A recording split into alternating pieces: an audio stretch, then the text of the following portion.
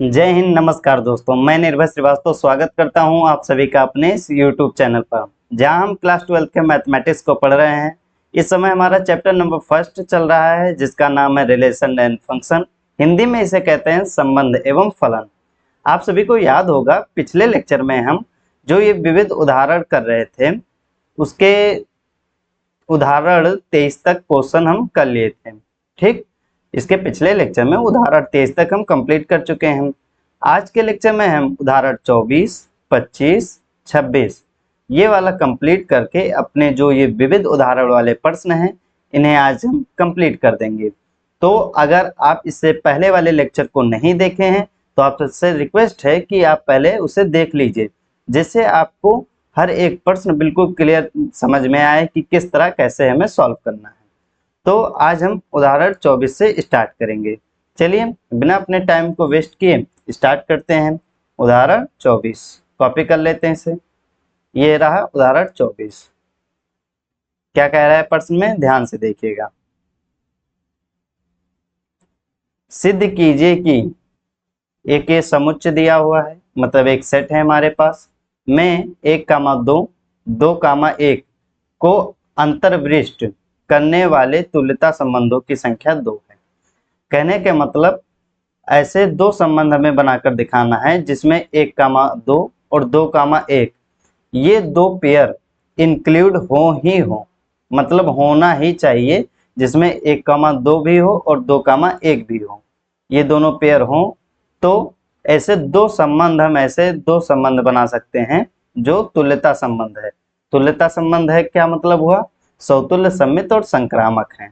ठीक, तो ऐसे दो संबंध हम बना सकते हैं, उसी को हम दिखा देंगे यहाँ पर बनाकर। पहले हम लिखेंगे हल। अब हम मान लेते हैं ये ए है कोई सेट, जिसमें 1, 2 और 3 ये रहे उसके अवयव।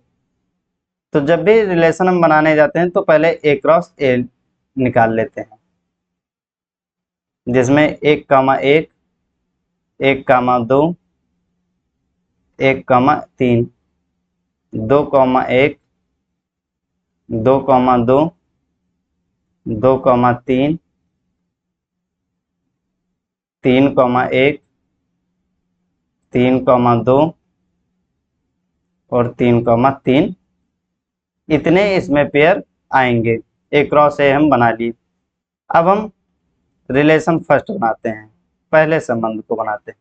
बोला है 1,2 और 2,1, ये दोनों तो आना ही चाहिए। ठीक, अब हमें समतुल्य भी बनाना है, तो स्वयं के साथ में जितने पेयर बनते हैं उन्हें बना लेते हैं। 1,1 बनेगा, 2,2 और 3,3। अब ये समतुल्य है। ठीक, समतुल्य है। अब आप चेक कीजिए सममित है, तो आप कहेंगे बिल्कुल है। ये तीनों तो ऑलरेडी सममित होते हैं। यहाँ पर 1,2 है तो 2,1 भी है। ठीक, तो ये सममित भी है। अब समतुल्य हो गया, सममित हो गया, संक्रामक चेक कर लेते हैं। अगर ये ए बी है तो ये बी सी हो गया। ठीक, तो ए सी हमें मिल रहा है, कहने का मतलब 1,1 मिल रहा है, तो आप कहेंगे बिल्कुल मिल रहा है। तो ये संक्रामक भी है, ये तो संक्रामक है। इसे चेक करते हैं, तो ऐसे ऐसे को स्टार्ट करते हैं जो 1 से स्टार्ट होगा, क्योंकि अगर ये ए कॉमा बी है तो हमें बी कॉमा सी चाहिए। तो एक बी कॉमा सी ये हो सकता है, एक बी कॉमा सी ये हो सकता है। तो ये तो ऑलरेडी संक्रामक होता है। इसे देखते हैं बी कॉमा सी के लिए है या नहीं। तो ये बी कॉमा सी हो गया। अब इससे देखेंगे तो ए कॉमा सी क्या बनेगा, 2,2, जो कि ये आ रहा है, तो ये संक्रामक भी है। तो ये भी संक्रामक, ये भी संक्रामक, और ये तीनों ऑलरेडी संक्रामक होते हैं। तो ये समतुल्य, सममित और संक्रामक ये तीनों है। तो पहला तो संबंध अपना बन गया। ठीक, अब एक और संबंध बन सकता है जो कि हम बनाकर दिखा देंगे। 1,2 और 2,1 इंक्लूड करना ही करना है। अब हमें समतुल्य बनाना है, तो 1,1, 2,2 और 3,3 भी ले लेंगे। अब देखो R1 R2 इस समय बराबर हैं, हम एक और इसमें पेयर ऐड कर लेते हैं। तो मान लो हम 1,3 ऐड कर लेते हैं। तो पहले देख लें कौन कौन से हो गए। 1,1 ले चुके, 1,2, 2,1, 2,2 भी हो गया, 2,3 भी हो गया। इतने चीज ले चुके हैं और ये 4 हम भी अभी हमारे पास बचे हुए हैं। तो देखते हैं 1,3 ले लेते हैं, 1,3। अब हमें समित बनाने के लिए 3,1 भी तो लेना पड़ेगा, 3,1 भी ले ली। अब हमें समतुल्य दिख रहा है, समित भी दिख रहा है, क्योंकि 1,2 है, 2,1 भी है, 1,3 है, 3,1 भी है। अब संक्रामक चेक कर लेते हैं। तो अगर ये ए बी है, ठीक, तो बी सी अपना क्या हो जाएगा, ये हो सकता है। ये तो ऑलरेडी रहता है, इसे नहीं चेक करेंगे हम, ये बी सी हो गया। तो 1,1 हमें मिल रहा है ए सी, तो आप कहेंगे बिल्कुल मिल रहा है, तो ये संक्रामक है। अगर ये ए बी है तो बी सी क्या क्या बन सकता है, एक तो ये बन सकता है, एक तो ये बन सकता है। तो अगर ये बी सी बनता है, बी कॉमा सी अगर ये बनता है, तो उसके लिए ए सी क्या बनेगा, 2,2, जो कि आ रहा है। और अगर बी सी ये बनता है तो इसके लिए क्या बनेगा, 2,3, जो कि है नहीं और हमें संक्रामक बनाना है, तो 2,3 हम लिख देते हैं। अब 2,3 जब लिख दिए तो इसे सम्मित बनाने के लिए, इस संबंध को सम्मित बनाने के लिए हम 3,2 भी लिखेंगे, क्योंकि हमें संबंध ऐसा चाहिए जो समतुल्य, सम्मित और संक्रामक तीनों। ठीक, तो ये अपना जो संबंध 1 और संबंध 2, ये समतुल्य, सम्मित, संक्रामक है, इसीलिए एक ये तुल्यता संबंध है। तो यहाँ पर हम लिख देंगे उपर्युक्त संबंध R1 तथा R2 तुल्यता संबंध हैं तथा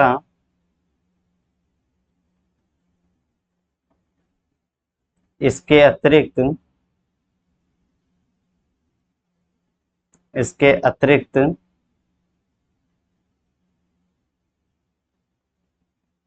अन्य तुल्यता संबंध नहीं बनाए जा सकते।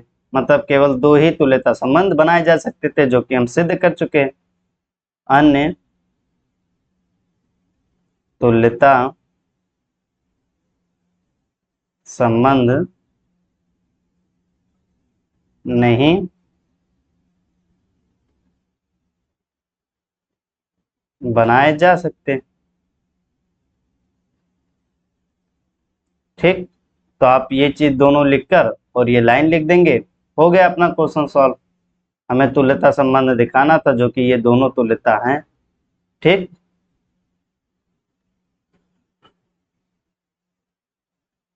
अगले प्रश्न की तरफ बढ़ते हैं। प्रश्न संख्या 24 हो गया है। अब 25 को देखते हैं, कॉपी कर लेते हैं इसे।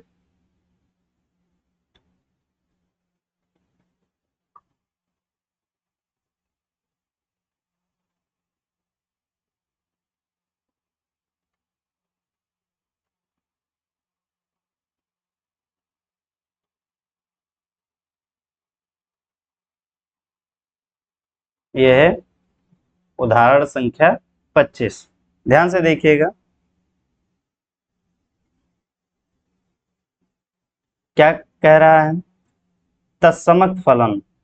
ठीक, एक हमारे पास आई एन फलन है। आई एन का मतलब बस आप इतना जान लीजिए, एक नेचुरल नंबर से नेचुरल नंबर में फलन है। आई का मतलब होता है इंटीजर, लेकिन इंटीजर में केवल नेचुरल नंबर है। मतलब इस आई एन में अवयव 1, 2, 3, 4 ऐसे ऐसे करते 100 तक ऐसे अवयव हैं इसमें, 1 से स्टार्ट होंगे। कहने का मतलब बस इतना ही है। आई एन का मतलब आप समझ गए होंगे। ठीक, जो कि नेचुरल नंबर से नेचुरल नंबर पर फलन है। और फलन है क्या? आई एक्स इज इक्वल टू, यहाँ पर लिख देते हैं हल, आई एन कहाँ से कहाँ तक परिभाषित है? नेचुरल नंबर से नेचुरल नंबर तक। ठीक, समझ में आ गया ना? फंक्शन क्या है?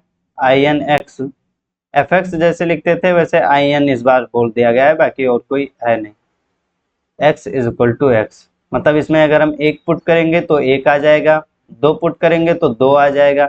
जो भी एक्स की जगह पे पुट करेंगे वही हमें रिटर्न में दे देगा, और उसी को हम तत्समक फलन कहते हैं, आप लोगों को बताए थे। तो ये तो रहा फलन की कहाँ से कहाँ तक परिभाषित है, और ये है अपना फलन तत्समक।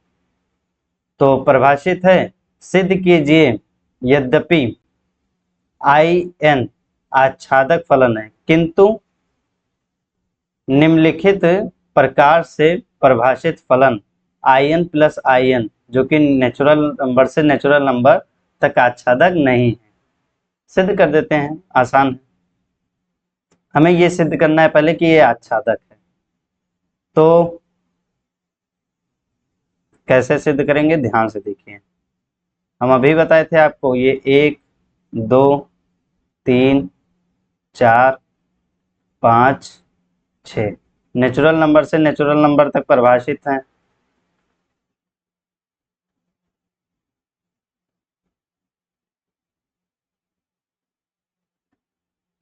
एक, दो, तीन, चार, पाँच, छ, ये भी एन मतलब नेचुरल नंबर, और ये भी नेचुरल नंबर।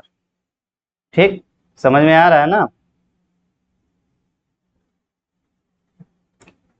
तो अगर इसमें हम x की जगह पर एक पुट करते हैं, ये वाला एक, तो हमें आउटपुट में क्या मिलेगा? एक ही मिल जाएगा, जो कि इस तरह कनेक्ट हो जाएगा। दो पुट करेंगे तो दो, तीन पुट करेंगे तो तीन मिल जाएगा, चार, चार से कनेक्ट हो जाएगा, पाँच, पाँच से, और छः, छः से कनेक्ट हो गया। तो कहने का मतलब यहाँ पर देखो, सहप्रांत में कोई अवयव खाली है? तो आप कहेंगे बिल्कुल खाली नहीं है। तो कहने का मतलब अगर हम किसी को भी यहाँ से, अगर हम किसी को प्रांत से किसी को भी अगर x की जगह पे पुट करते हैं, तो आउटपुट में हमें कुछ ना कुछ मिल रहा है।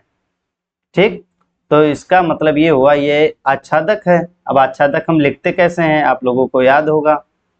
आच्छादक कैसे सिद्ध करते हैं? लिखेंगे आच्छादक, हम मानते हैं, क्या मान लेंगे? माना y बराबर एफ एक्स। अब आप कहेंगे एफ एक्स तो है नहीं, तो कोई बात नहीं, नाम चेंज हुआ है, आई एन एक्स लिखा है इस बार, आई एन एक्स। बता भी देंगे हम कि y क्या है, यहाँ पर लिखते हैं, जहां y बिलोंग्स टू सहप्रांत, ये n सहप्रांत वाला।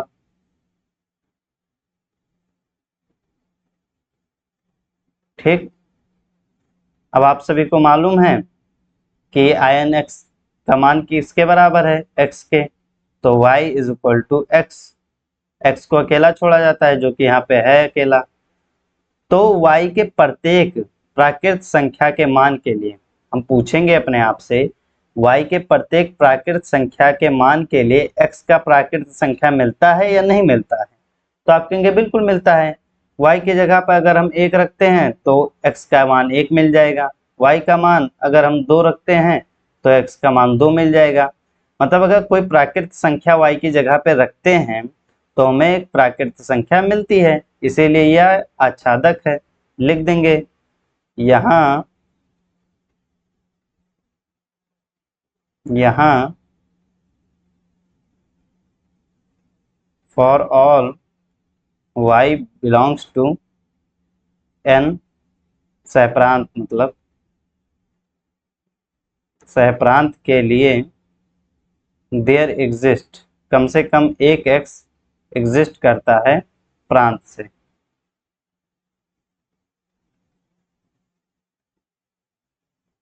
ठीक, इस प्रकार की इस प्रकार है कि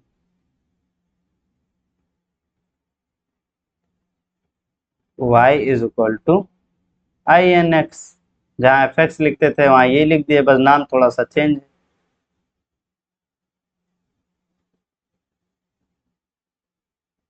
अतः यह आच्छादक है, अतः यह आच्छादक है।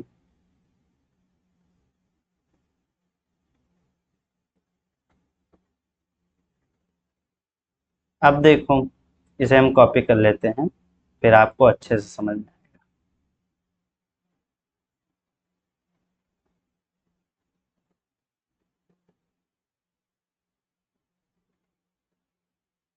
एक सेकेंड।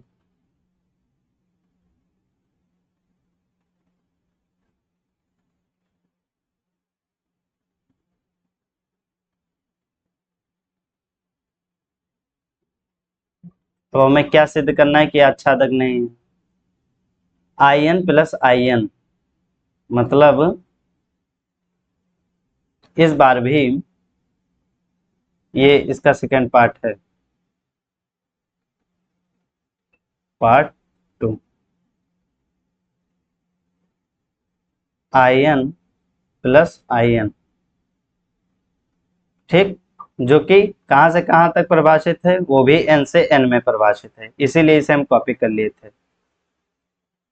कहां से कहां तक परिभाषित है, एन से एन में। अब आप बताइए I N plus I N फलन क्या होगा। तो I N x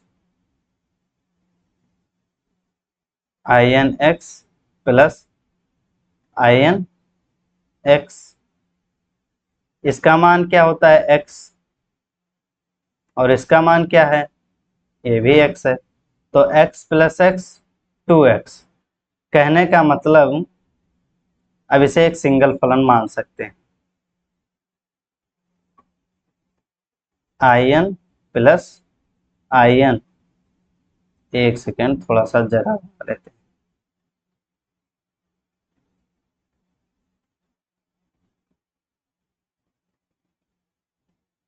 I N plus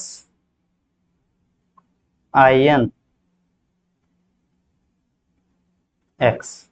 अगर हम यहाँ पर x पुट करेंगे तो हमें रिटर्न में क्या मिलेगा, आउटपुट पे क्या मिलेगा, 2x मिलेगा।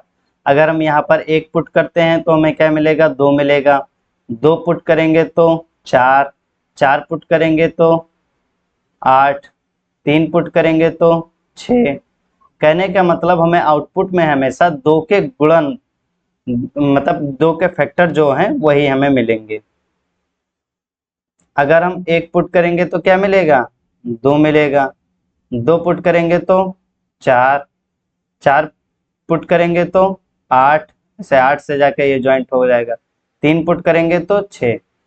मतलब अगर हम कुछ भी यहाँ पर प्राकृत संख्या पुट करते हैं तो हमें 2 के गुणांक जो हैं वही मिलेंगे, बाकी सब खाली छूट जाएंगे, जैसे 1, 3, 5। तो आप बताइए आच्छादक है, तो आप कहेंगे बिल्कुल आच्छादक नहीं है। क्यों नहीं है, क्योंकि ये सब खाली छूट रहे हैं। तो कोई एक उदाहरण लेंगे और बता देंगे इसलिए ये आच्छादक नहीं है। लिखेंगे आच्छादक, आच्छादक क्यों नहीं, उस बात को हम लिख देंगे। यहाँ सहप्रांत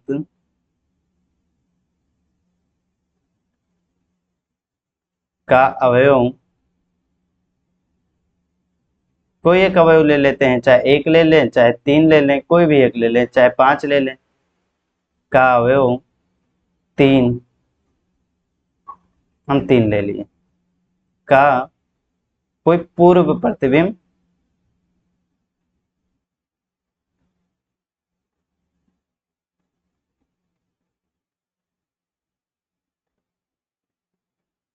कोई पूर्व प्रतिबिंब नहीं है, अतः यह आच्छादक नहीं है।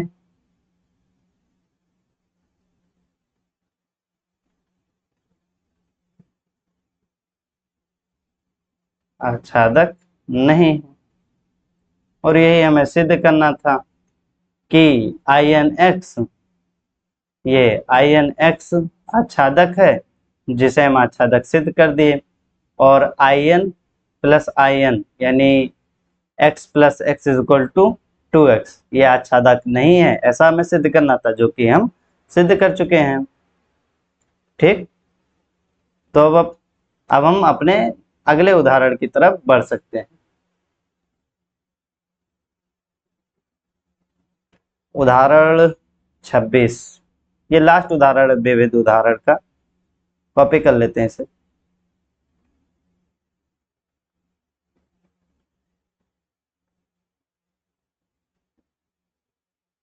अगर आप इंट्रोडक्शन पार्ट और क्वेश्चन सॉल्व करते आ रहे हैं, आप जो जो लेक्चर हम बताए हैं, जो जो रिकॉर्ड किए थे, जो जो आपको दिया जा रहा है, मतलब उसे अगर आप सॉल्व किए हैं, एनसीईआरटी आप अच्छे से जिस तरह हम बता रहे हैं उस तरह किए हैं, तो आपको ये जो विविध उदाहरण कर रहे हैं इसमें कोई भी दिक्कत नहीं आ रहा होगा।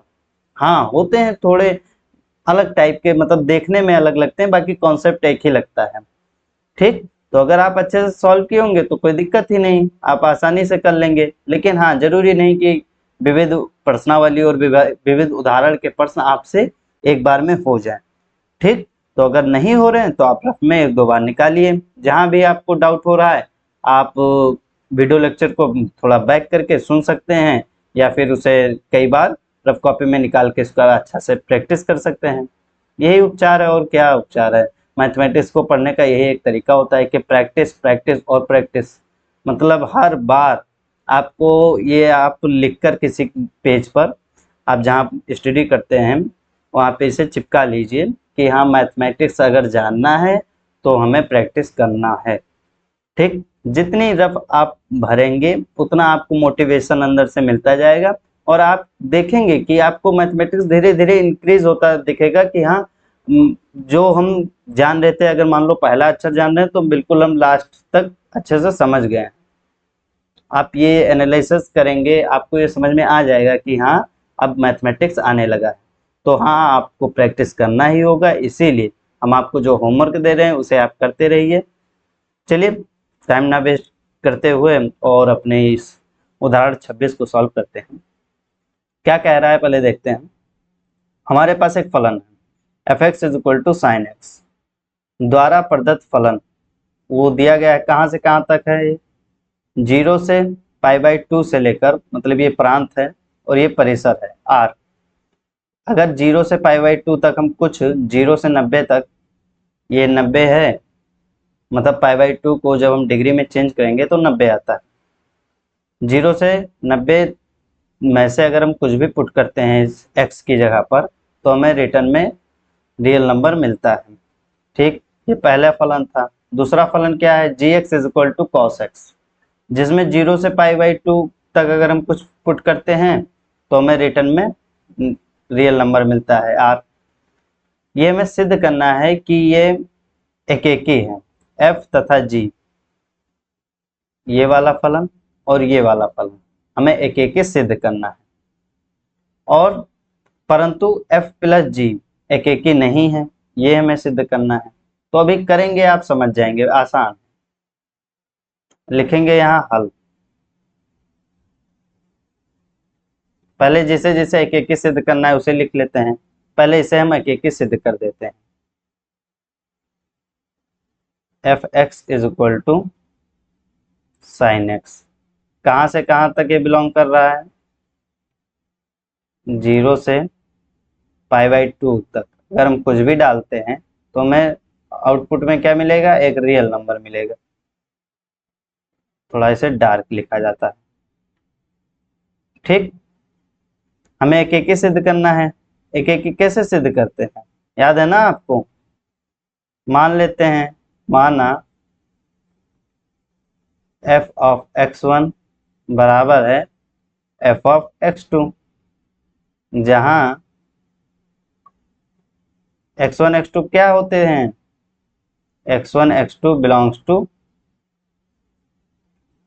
प्रांत, प्रांत से आते हैं x1 और x2। तो प्रांत क्या है अपना, 0 से लेकर π/2। ठीक, अब f ऑफ x1 का मान रखते हैं sin x1 और ये sin x2। अब यहाँ से आपको पता चल जाएगा कि अगर sin x1 और sin x2 बराबर है, रेंज पे ध्यान दीजिएगा, 0 से 90 के बीच की बातें की जा रही है, मतलब ये 0 होता है, ये 90 होता है। यहाँ से यहाँ के बीच में अगर हम साइन का मान कुछ भी रखते हैं, साइन ऑफ x1 और साइन ऑफ x2, ठीक, और अगर दोनों बराबर हैं, साइन x1 और साइन x2 बराबर हैं, तो पक्की बात है कि x1 और x2 भी बराबर होगा। लेकिन हाँ, ये 0 से π/2 के लिए ही है, तो x1 x2 बराबर होगा। तो हम लिख सकते हैं यहाँ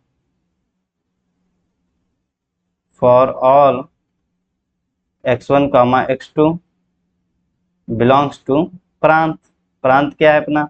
0 से π/2 के लिए f ऑफ x1 बराबर है f ऑफ x2। अगर f ऑफ x1 बराबर है f ऑफ x2 के, तो x1 और x2 भी बराबर होगा। अतः यह एक ही है। यही हमें सिद्ध करना था, आच्छादक सिद्ध करना है नहीं, एक ही संबंध है। ठीक, आई होप आप समझ गए होंगे। ये पहला फलन हम एक सिद्ध कर दिए। दूसरा क्या सिद्ध करना है? gx is equal to cos X, इसे भी एक सिद्ध करना है। ये कहाँ से कहाँ तक है? 0 से π/2 में। ये है प्रांत और ये है सह प्रांत में रियल नंबर ही मिलेगा। ये रहा। इसे एक सिद्ध करना है। कैसे करेंगे? बस वही पुराना प्रोसेस। मान लेंगे, माना f ऑफ x1 बराबर है f ऑफ x2 के, जहां x1 x2 बिलोंग्स टू 0 से π/2, क्योंकि x1 x2 प्रांत से ही बिलोंग करते हैं। x1 की जगह क्या रखेंगे हम? f ऑफ x1 की जगह cos x1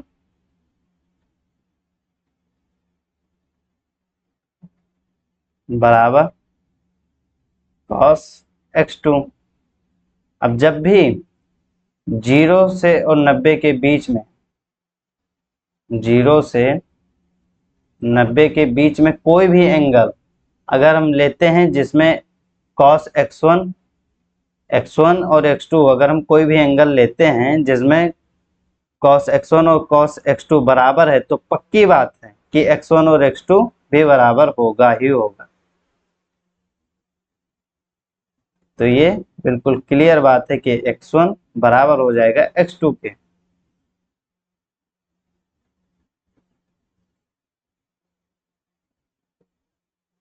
ठीक, इस चीज को आप ध्यान रखिएगा। लिख देंगे लाइन वो वाली एक ही होने के लिए। यहाँ और एक ही कैसे आया, समझ में आ रहा है ना? यहाँ से स्टार्ट होते हैं, अगर यहाँ तक सॉल्व कर लेते हैं तो वो एक ही हो जाता है।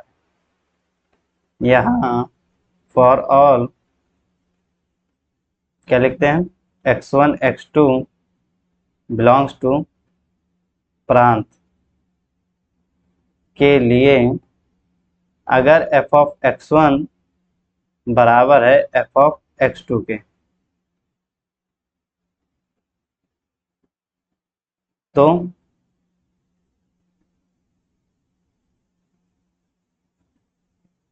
सॉरी लिख दें, अगर f of x1 f of x2 के बराबर है तो x1 x2 बराबर होगा।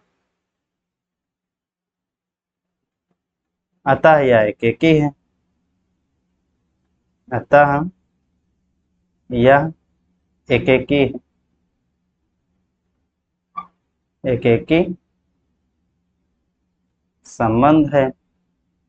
बस यही चीज हमें सिद्ध करना था। एक बार बोला गया हमसे कि इसे एक एक की सिद्ध कीजिए, कर दिए। एक बार इसे बोला गया तो इसे भी सिद्ध कर दिए। अब क्या बोला जा रहा है कि सिद्ध कीजिए f प्लस जी एक एक की नहीं। ठीक, तो f प्लस जी पहले निकाल लेते हैं।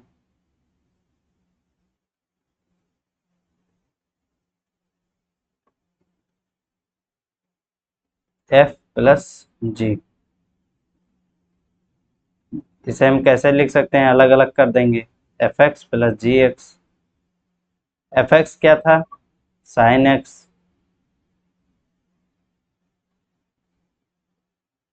ठीक, प्लस जी एक्स क्या था, कॉस एक्स।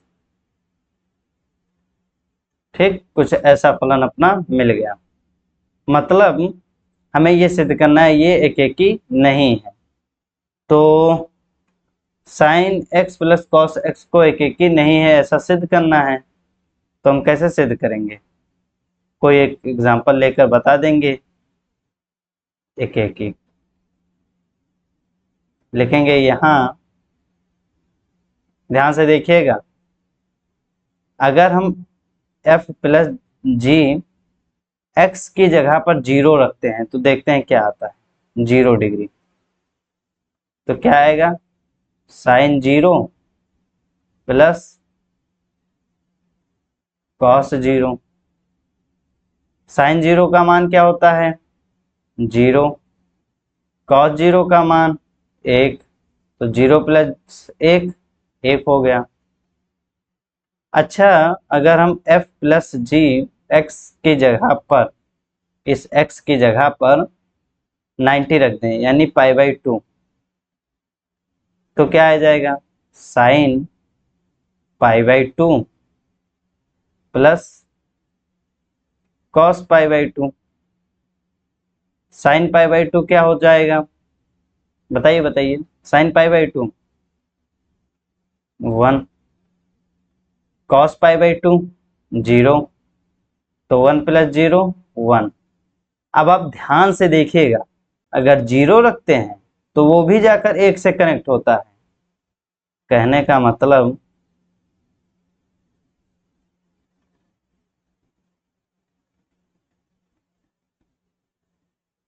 एक और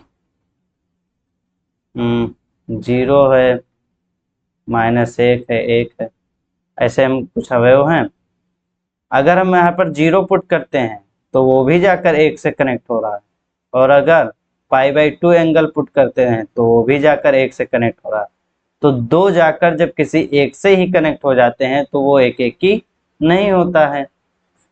ठीक, तो वही चीज हम लिख देंगे। यहाँ समझिएगा ध्यान से, यहाँ जब हम 0 पुट किए तो साइन 0 प्लस कॉस 0 तब भी 1 आया, और अगर π/2 पुट करते हैं तब भी 1 आता है। तो इसीलिए ये एक एक की नहीं है। अतः यह एक एक की नहीं है। इस तरह आप ध्यान रख सकते हैं।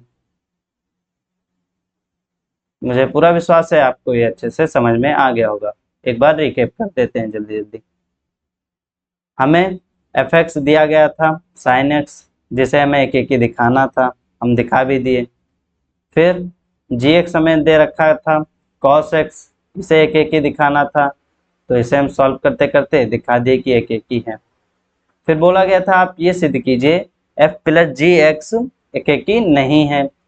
तो इसे हम एक एक की नहीं है कैसे सिद्ध करेंगे, तो हम जब देखें तो sine x plus cos x हो रहा था, तो जब यहाँ पर हम 0 पुट किए तो भी 1 मिल रहा है, और π/2 जब पुट किए तो भी 1 मिल रहा है।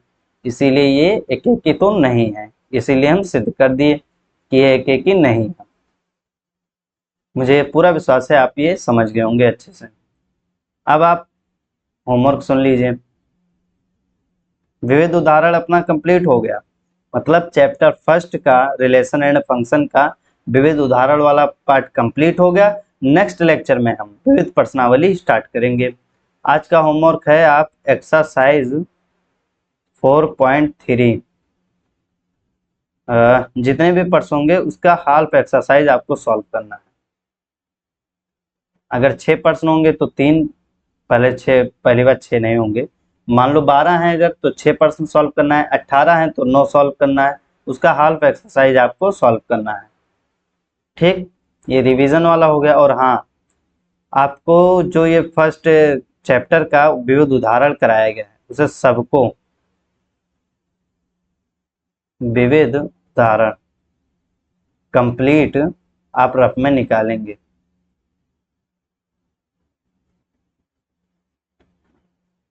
कंप्लीट आप रफ में निकालेंगे। ये आपका 2 काम है, ये दोनों होमवर्क आप कर लीजिएगा ध्यान करके। तो आज के लिए इतना ही रखते हैं, आपको मिलते हैं नेक्स्ट लेक्चर में। विविध प्रश्नावली के साथ में करेंगे। और जो भी आपको डाउट हो आप कमेंट कीजिए, आपके कमेंट का जवाब दिया जाएगा।